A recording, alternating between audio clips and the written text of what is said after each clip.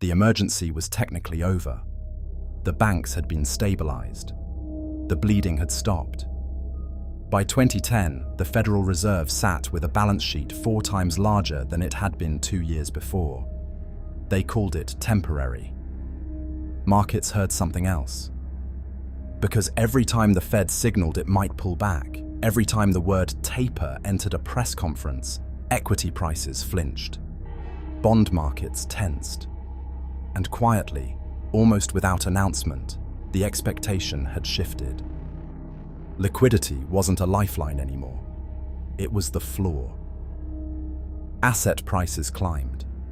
Not because earnings surged or productivity soared, but because cheap money had to go somewhere. It went into real estate, into equities, into anything that held value better than cash sitting near zero.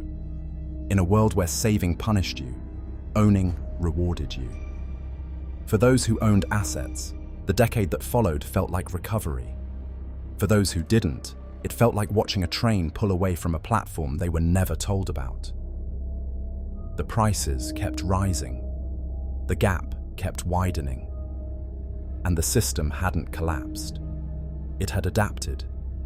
In adapting, it had drawn a quiet line between those inside the structure and those still trying to find the door. So the question sharpens.